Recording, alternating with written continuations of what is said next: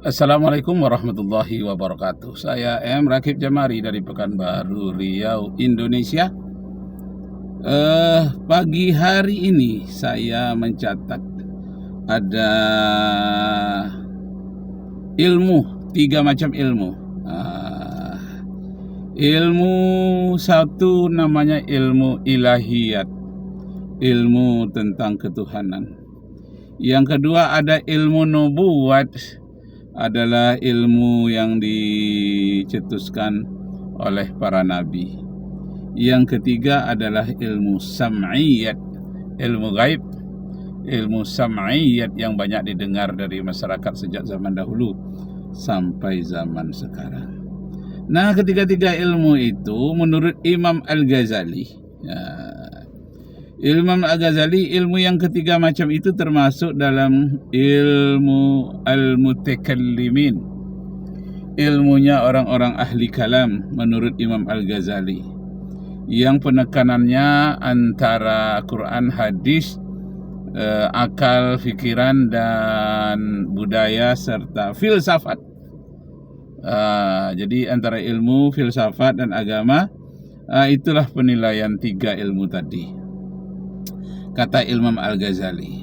Jadi Imam Al-Ghazali mengatakan ilmu al-mutakallimin atau al-mutakallimun itu satu, ilmu ilahiyat, ilmu tentang pengenalan terhadap ilah, terhadap Tuhan. Yang kedua ilmu an-nubuwat, ilmu yang mempelajari tentang nabi-nabi. Yang ketiga ilmu sam'iyat, adalah ilmu yang didengar dari para ulama, para wali, dan filsafat yang banyak didengar, yang berdasarkan kepada informasi yang sidqah, informasi yang valid, informasi yang benar. Itu semuanya adalah ilmu berdasarkan pikiran dan filsafat, berdasarkan firman Allah. Allah menyatakan dalam Al-Quran, Qul hatu burhanakum, Qul hatu burhanakum in kuntum sadiqin. Kemukakanlah alasan-alasanmu, argumen-argumenmu, jika kamu memang orang yang benar. Jadi bagaimana menurut ilmu kalam itu ilmu-ilmu berargumentasi yang benar. Masya Allah. Nah, Bapak Ibu saudara sekalian, di dalam perjalanan ini saya akan berbincang-bincang tentang ilmu kalam, ilmu tauhid, dan ilmu-ilmu lainnya yang mendatangkan faedah dan yang mendatangkan barokah. Baiklah, saya keluar dulu dari, Masya Allah, keluar dulu.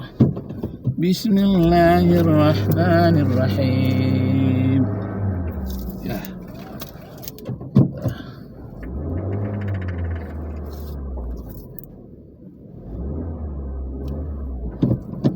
Bismillahirrahmanirrahim. Bismillahirrahmanirrahim. Bismillahirrahmanirrahim. Masya Allah. Saya sekarang berada di Kecamatan Tuah Madani,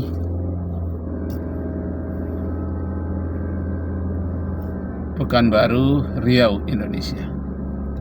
Nah, perjalanan ini akan saya tempuh insyaallah dalam 1 jam. Akan bersilaturahmi kepada teman-teman dan ke suatu tempat yang sudah bertahun-tahun belum ke sana. Nah, karena itu kita mengadakan persiapan diri untuk ke sana. Insyaallah dapat berkah dari Allah. Semoga perjalanan ini merupakan perjalanan yang menyenangkan. Baiklah Bapak Ibu saudara-saudara sekalian, tadi ayat Al-Quranul Karim mengatakan, Qul hatu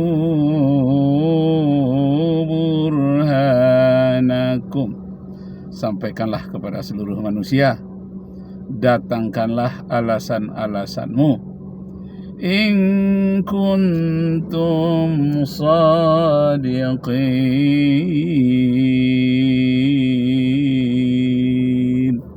Berikan alasanmu, hujahmu, jika kamu adalah orang-orang yang benar. Jadi Bapak Ibu saudara-saudara sekalian, nah sekarang ini kita melihat banyak sekali hal-hal yang rasional, dan kita harus beriman secara rasional, bukan asal imani saja. Rasional, ilmiah, empiris, dan indrawi. Masya Allah, empiris dan indrawi. Misalnya orang yang mengambil patung, dia mengambil patung sebagai sembahannya. Nah, ini adalah tanpa rasional tapi emosional. Tapi mengamati patung itu namanya indrawi saja. Cuma orang yang menyembahnya itu yang tanpa rasional, tapi orang yang mengamatinya rasional saja. Nah, jadi Bapak Ibu saudara-saudara sekalian, itulah pentingnya agama dan ilmu pengetahuan serta penggunaan akal dan filsafat. Kenapa? Karena manusia yang berakal semuanya berfilsafat. Cuma ada yang berfilsafat tingkat tinggi, ada yang tingkat rendah. Mulai dari anak-anak saja dia sudah berfilsafat. Anak-anak umur 2 tahun, 3 tahun. Apa itu pasar? Pak, katanya. Ya, pasar itu tempat orang berjualan. Berjualan itu apa? Banyak pertanyaan yang filosofis. Tapi bagi mereka adalah memenuhi rasa ingin tahu. Mereka tidak perlu jawabannya benar atau salah. Yang penting dilayani, dijawab. Jangan dihardik, kamu minta apa-apa pertanyaannya. Itu terus, dah bosan. Nah, tidak boleh begitu. Jangan dimatikan rasa ingin bertanya kepada anak-anak itu, nanti dia akan tercederai kecerdasan bertanyanya. Masya Allah. Nah, begitu juga yang sedang dihebohkan sekarang ini di STT, di Nias. Ya, tentang Nabi Isa alaihi salam.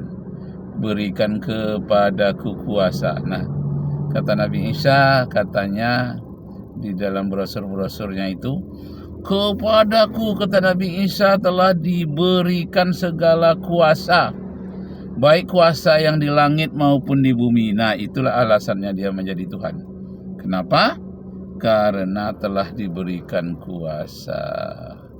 Nah, itu ditulis ayat tersebut menurut penelitian itu adalah tahun yang ke-66. Tahun yang ke-66 Masehi, di mana Nabi Isa tidak ada lagi. Jadi dia tidak sempat mengecek tulisan dari si Matius itu. Dan kata-kata diberi kuasa sebetulnya tidak menyebabkan si pemilik kuasa itu mendapatkan kekuasaan yang penuh. Iman tidak sah tanpa akal. Nah, jadi sebetulnya kitab-kitab terdahulu, bukan hanya Al-Quran, kitab-kitab terdahulu juga telah menyampaikan pentingnya iman dan akal. Kalau dalam Al-Quran jelas, yarfa'illahu alladhina amanu minkum walladzina utul ilma darajat.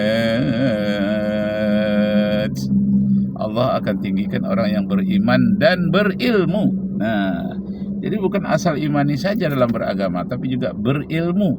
Ilmu itu menggunakan akal.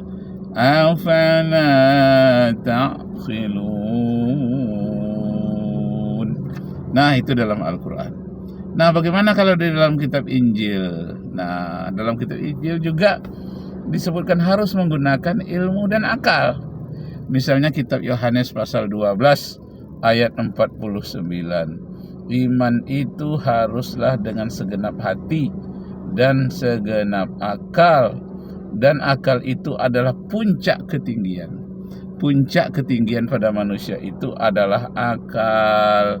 Bagaimana hebatnya iman orang yang tak berakal. Iman yang diakui hanyalah iman orang yang menggunakan akal. Masya Allah. Nah, Bapak Ibu saudara-saudara sekalian, itu satu contoh. Satu contoh betapa pentingnya tentang peranan akal dalam agama. Nah, baiklah Bapak Ibu saudara-saudara sekalian, sampai saatnya melakukan perjalanan. Bismillahirrahmanirrahim. Dari sampai kali tadi. Subhanakallahumma wa bihamdika asyhadu an la ilaha illa anta faqina azabannar. Wassalamualaikum warahmatullahi wabarakatuh.